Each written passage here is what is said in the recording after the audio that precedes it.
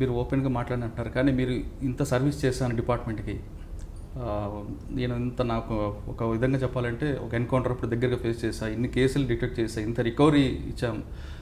అంత డిపార్ట్మెంట్ నన్ను ఈ కేసులో సస్పెండ్ చేసింది, ఎందుకు వచ్చానా డిపార్ట్మెంట్లోకి అని ఇప్పుడు ఫీల్ అయ్యారు? లేదు, యాక్చువల్గా టు బి వెరీ హానెస్ట్, ఈ డిపార్ట్మెంట్ నాకు ఒక అవకాశాన్ని, ఒక గుర్తింపుని, ఒక గౌరవాన్ని, ఒక ప్రైడ్ని ఇచ్చింది.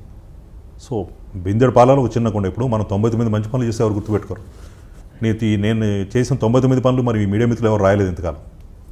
ఒకటి ఉంటే ఒకటే రాస్తారు, అది ఆ నెగిటివ్. సో ఏదో ఒక చిన్న సమస్య వచ్చినందుకో, లేకపోతే ఇప్పుడు నేను నెగిటివ్గా నన్ను ఫోకస్ చేసే ప్రయత్నం జరిగినందుకో డిపార్ట్మెంట్నో లేకపోతే ఇంకో దాన్ని నేను తప్పుపట్టే ఇలాంటి సిచ్యువేషన్ లేదు. హానెస్ట్గా కూడా నా ఉద్దేశం ఏంటంటే ఆ డిపార్ట్మెంట్ నాకు it is given a lot of opportunities, satisfaction, గుర్తింపు, సో మెనీ థింగ్స్. అదైతే వాస్తవం. గద్దుపాటి అనే పేరునే ఒక బ్రాండ్గా క్రియేట్ చేసుకున్నారు, డిపార్ట్మెంటే మీకు ఇచ్చిందనమాట.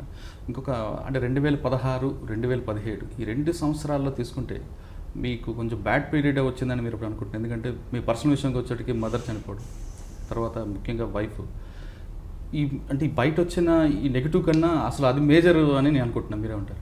డెఫినెట్లీ కుటుంబ సభ్యులు పోగొట్టుకోవడం అనేది చాలా బాధాకరమైన విషయం. అది ఎవరు రీప్లేస్ చేయని విషయం. దీన్ని నా వృత్తితో ఎట్లా ముడిపెట్టాలి అంటే, బహుశా ఈ వృత్తినే జీవితం అనుకుని కొంత ఫ్యామిలీ పట్ల నా నిర్లక్ష్యాన్ని నేను ప్రదర్శించానేమో.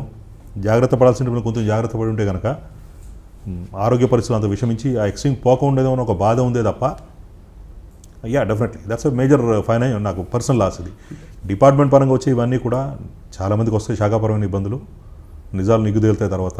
And I'm very confident and I'm clean. పర్సనల్గా జరిగిన డ్యామేజ్ ముందు డిపార్ట్మెంట్ వచ్చే డ్యామేజ్ పెద్దది నథింగ్ అంటే అది వేరే, అది ఒక వేరే డొమైన్, ఇది ఒక వేరే డొమైన్. కాకపోతే నేను ఒకటి యంగ్స్టర్స్కి ఇప్పుడు అంటే నా అనుభవం ద్వారా 28 సంవత్సరాలు డిపార్ట్మెంట్లో పనిచేసిన తర్వాత నేను యంగ్స్టర్స్కి, ముఖ్యంగా పోలీస్ డిపార్ట్మెంట్లో పనిచేసే జూనియర్ ఆఫీసర్స్ చెప్పదలుచుకుంది ఏంటంటే, అది ఎక్కడ లైన్ గీయాలో తెలిసి ఉండాలి మీకు. వ్యక్తిగత జీవితం, వృత్తిపరమైన జీవితం, ఆ రెండు కలగాపులుగా చేసి కలిపేసి వృత్తిలో పడి అదేవిధంగా కొట్టుకుపోయి కుటుంబాన్ని నిర్లక్ష్యం చేసి పిల్లలు సరైన చదువు లేకపోవడం, ఇంట్లో కుటుంబ సభ్యుల ఆరోగ్యాలు దెబ్బతింటాం, ఏం చేసినా వెనక్కి తిరిగి రావు. ఇది నా పర్సనల్ ఎక్స్పీరియన్స్, నా పర్సనల్ లాస్ కూడా. కాబట్టి డిపార్ట్మెంట్ మనకు జీతం ఇస్తుంది, మనకు ఒక గౌరవం ఇస్తుంది, మనకు ఒక యూనిఫామ్ ఇచ్చింది, దానికి సేవ చేయాల్సిందే. బట్ ఆ క్రమంలో డోంట్ లూజ్ యువర్ గోల్. అంటే దానికి ఆ జుడిషియస్ బ్యాలెన్స్ అనేది రావాలి, వ్యక్తిగత జీవితం, వృత్తిపరమైన జీవితం, లేకపోతే సఫర్ అవుతాం. ఓకే, మీరు మీ జూనియర్స్కి ఇప్పుడు మంచి సందేశం ఇచ్చారు. అదేవిధంగా ఇంకొక సందేశం కూడా ఇవ్వాల్సిన అవసరం ఉంది. మీకున్న సర్వీస్లో ఒక కోవర్ట్ను ఇన్ఫార్మేట్గా మారిన తర్వాత ఇన్ఫార్మేట్ని ఎంతవరకు యూజ్ చేయాలి అన్నది ఒక మీరు మెసేజ్ ఇవ్వాలి. డెఫినెట్లీ. అంటే ఒకటి, ఇన్ఫార్మెంట్ వ్యవస్థ అనేది చాలా గమ్మత్తైన విషయం. అంటే ఇప్పుడు మనకి ఎక్కడ సమస్యలు లేవు కాబట్టి మనకి బహుశా దాని ఇంపార్టెన్స్ అర్థం కాకపోవచ్చు.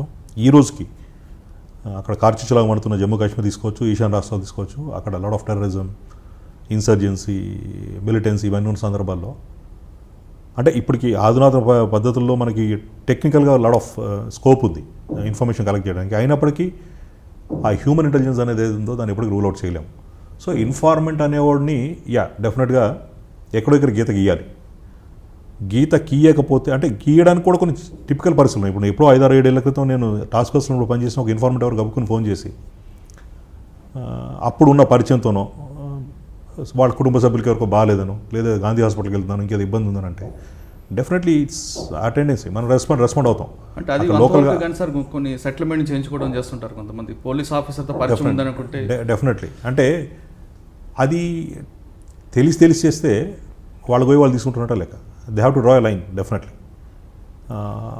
ఎక్కడ గీత గీయాలి అనేది మాత్రం తెలియకపోతే ఇబ్బంది పడతాం. ఇన్ఫార్మేట్ అనేవాడు కాలుకి చెప్పుల్లాగా ఉండాలి అనేది మీరు గతంలో ఒక కాన్సెప్ట్ ఒక సీనియర్ ఆఫీసర్ చెప్పారు. అంటే చెప్పులు అనేది మనం బయటకు వెళ్ళినప్పుడే వేసుకోవాలి, ఇంట్లోకి వచ్చినప్పుడు చెప్పులు విప్పాలి. అది ఎంతవరకు కరెక్ట్ అంటారు? అంటే మీరు చెప్పింది నాకు తెలుసు. ఆ సీనియర్ ఆఫీసర్ అన్నారు, చెప్పులు ఎంత గొప్ప అయినా, ఎంత అందమైన అయినా, ఎంత కాస్ట్లీ ఉన్నా, ఎంత బ్రాండెడ్ అయినా దర్వాజా బయట, గుమ్మం బయటే ఉండాలి తప్ప ఇంట్లోకి, వంటింట్లోకి, నట్టింట్లోకి రాకూడదు అన్నారు. డెఫినెట్లీ. సో అక్కడ ఐడెంటిఫై చేయడంలో ఏమైనా పొరపాటు జరిగితే దానికి పే చేయాల్సి ఉంటుంది. అండ్ రెండోది, కొన్ని ఇంపార్టెంట్ ఆపరేషన్స్ లాంటివి ఉంటాయి, చాలా ఎక్స్ట్రీమ్ సిచ్యువేషన్స్, కొంతమంది సోర్సెస్ వాడతాం, వాళ్ళని డిస్కార్డ్ చేయడం అనేది అంత ఈజీ కాకపోవచ్చు. అంటే పులి మీద సారీలా. డెఫినెట్లీ పులి మీద సారీలానే ఉంటుంది అది. సో దిగితే పులి తినేస్తుంది. సో అంటే ఇవన్నీ చేయని వాళ్ళు కూడా ఉద్యోగంలో సర్వైవ్ అవుతున్నారు. They are also getting promotions, they are also moving ahead. కాబట్టి ఇట్లా ఉత్సాహంగా పనిచేసి చేసేవాళ్ళు కనీసం ఇప్పుడు జరుగుతున్న అనుభవాలను దృష్టిలో పెట్టుకుని దే షుడ్ లెర్న్. ఇప్పుడు మన ముందు వాడు గోతులో పడితే మనం ఇప్పుడు నేర్చుకోవాలి. అవును. మనం కూడా గోతులో పడి అవకాశం రావచ్చు. డెఫినెట్లీ మనం కూడా గోతులో పడి లేచి దెబ్బ తగిలిన తర్వాత నేర్చుకోవడం అనేది వేరే విషయం. మన ముందు వాడు గోతులో పడ్డప్పుడు నేను ఎలాంటి నేర్చుకోకపోతే ఇబ్బంది పడతారు. అది that's what I mean. Junior ఆఫీసర్కి అది కూడా చెప్తాను, you should draw a line source ఎక్కడ ఉన్నాయని. ఇంకోటి ఏంటంటే గమ్మత్తైంది, ఇది చాలా కటింగ్ ఎడ్జ్ లెవెల్లో అంటే ఫీల్డ్ లెవెల్లో పనిచేసే ఆఫీసర్స్కి ఇబ్బందులు ఉంటాయి. సీనియర్ ఆఫీసర్స్ చాలా సందర్భాల్లో డైరెక్ట్ సోర్సెస్ హ్యాండిల్ చేసే సందర్భాలు చాలా తక్కువ ఉంటాయి. అంటే యాజ్ అ సెంబ్లెన్స్ ఆఫ్ అష్యూరెన్స్గా ఒకసారి ఎప్పుడైనా కలిసి మా ఇన్స్పెక్టర్ గారు మా డిఎస్పీ గారు మీతో టచ్లో ఉంటారు అని చెప్పే సందర్భం ఉంటుంది తప్ప డే టు డే వాళ్ళని కలిసే సందర్భాలు ఉండవు, వాళ్ళతో మాట్లాడే సందర్భాలు ఉండవు, కాంటాక్ట్స్ కూడా ఉండవు.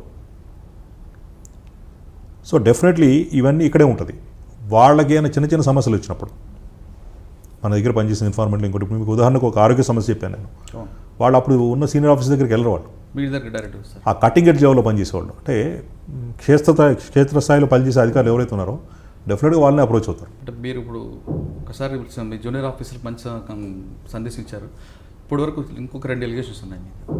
మధ్యపాటి శ్రీనివాస్ గారు అన్నది మర్రి చెట్టే కాదు, ఆ మర్రి చెట్టుకి ఎన్ని ఓడలు ఉంటే అంత ఆస్తి ఉంది. ప్రస్తుతం ఒక అంటే మీ కమ్యూనిటీకి సంబంధించిన వారిని ఎక్కువగా చారదీస్తారు. ఈ 2 ఎలిగేషన్స్ ఉన్నాయి. ఎక్కడెక్కడ మీకు ఆస్తులు ఉన్నాయి? నాకు ఎక్కడ ఆస్తులు ఏం లేవు. Whatever is there it's very transparent. బినామీల పేరు మీద ఎక్కడ లేదు. 100% కాన్ఫిడెంట్గా చెప్పగలుగుతాను నేను. సో ఐ డోంట్ నో మరి ఎందుకు అట్లా మిస్లీడింగ్ ఇదేందో తెలియదు. కానీ మీరు చెప్పారు కదా 100 కోట్లు అని చెప్పేసి, ఆ 100 కోట్లలో చూపిస్తే ఎవరైనా తీసుకొచ్చి 95 కోట్లు చూపించిన వాళ్ళకి ఇవ్వడానికి సిద్ధంగా ఒక ఉన్నాను. కోటి మీరు తీసుకుంటారా? 5 కోట్లు నేను బతకడానికి కావాలి కదా. ఎక్కడైనా ఉంటే నిజంగా నాకు తెలియకుండా నా ఆస్తులు ఉంటాయి, నాకు తెలియని ఆస్తులు ఉంటే కనుక వాళ్ళకు 95 చదివి ఎంచుకోవడం తప్పే ఉంది. నేను బతకాలి కదా. సో ఇది బ్లేటెంట్ దిస్ థింగ్. అంటే మా మీడియా కూడా బాధ్యతారాహిత్యంగా చేయడం అనేది కొంచెం బాగా ఇబ్బందికరమైన విషయం. ఎందుకంటే ఈ ఫిగర్స్ ఎవరైతే మీరు కోట్ చేసి మెన్షన్ చేస్తున్నారో ఇన్వెస్టిగేషన్ సంబంధించిన ఏది కారణం ఎప్పుడైనా ఎక్కడ చెప్పారా? లేదు, ఎక్కడ లేదు. మరి ఎందుకు ఇట్లా ఏ బేస్ చేసుకుని చేస్తారు? అంటే ఇన్వెస్టిగేషన్ ఆఫీసర్ మీ మనుషులే కాబట్టి మీకు మరి మీ ఆస్తులు కాపాడడానికి చేసి ఉంటుంది. కరెక్ట్. మా మనుషులు అయితే మరి మా మీద చర్యలు ఎందుకు వచ్చినాయి? చర్యలు అదే కంటి తురుపు చర్యలు కూడా అనుకోవచ్చు కదా. తప్పు అనుకుంటాను నేను. అది సో తప్పు చేసిన వాళ్ళు ఏదో చేయాలి కదా అని. లేదు లేదు, అది తప్పు. నిజంగా ఎవరైనా తప్పు చేసి ఉంటే తప్పు ఫేస్ చేయాల్సిందే వాళ్ళు. ఇందులో నయం కేసులో తీసుకుంటే మీ మీద చర్య తీసుకున్నారు కదా, మీతో పాటు పొలిటీషియన్ చాలా మంది వాళ్ళ మీద చర్య తీసుకోలేదు. అది ఎందుకు తీసుకోలేదని మీరు ఎప్పుడైనా అనుకున్నారు? లేదు. అంటే చేయని పనికి నేను ఇబ్బంది పడుతున్నాను నేను ఆలోచిస్తాను తప్ప ఇంకెవరి మీద యాక్షన్ తీసుకున్నారా తీసుకోలేదని నాకు అప్రస్తుతం. అంటే మీరు కొంతమంది ఆఫీసర్లు చెప్తాయి కదా మీరు చేసింది నయం మీకోసం, కానీ వాళ్ళు ఎవరు మీకు సేవ్ చేయలేదు కదా. ఇప్పుడు నేను పేరు చెప్పదలుచుకోలేదు కానీ ఎనీ ఇన్ఫార్మెంట్ సిస్టంలో సీనియర్ ఆఫీసర్స్ చెప్తారు, కింద కటింగ్ ఎడ్జ్ లెవెల్ నుండి ఆఫీసర్స్ పనిచేస్తారు కొద్దిమంది. ఎందుకంటే మీకు ఇప్పుడు ఉదాహరణ చెప్తాను నేను. గతంలో ఇప్పుడు నేను ఇంతకుముందు పంజాబ్ ఇన్సిడెంట్ మెన్షన్ చేశాను కదా, అక్కడ ఉన్న ఒక ఏఎస్ఐగా స్థాయిలో చేరిన ఒక ఆఫీసరు డీఐజీ స్థాయికి ఎదిగారు. 2 సార్లు ప్రెసిడెంట్ గ్యాలరీ మెడల్ తీసుకున్నారు.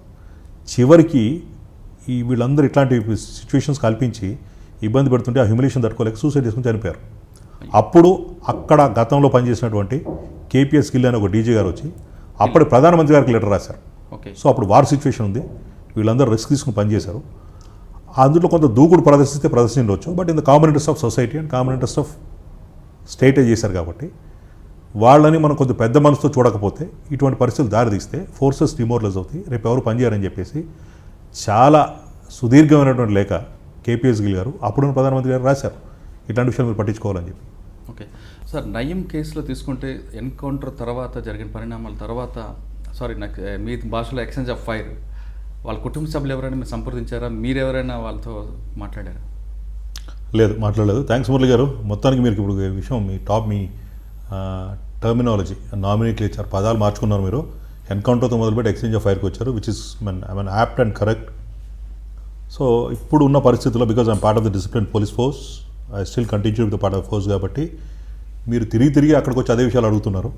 సో ఇప్పుడున్న పరిస్థితుల్లో ఇంతకు మించిన దాని గురించి మాట్లాడే ఆలోచన కానీ అవకాశం కానీ ఇప్పుడు లేదు. మేబీ డౌన్ ది లైన్ ఎప్పుడు సందర్భం వస్తే చెప్పాల్సి వస్తే నాకు తెలిసిన విషయాలు ఉంటే తప్పకుండా షేర్ చేస్తాను. Maybe let's wait and see where it's going to lead. Okay, ఇంతకీ నయం అనేది ఎన్కౌంటర్ అంటారా, లేదా మీ భాషలో ఎక్స్చేంజ్ ఆఫ్ ఫైర్ అంటారా? Definitely as a police officer I call it as an exchange of fire.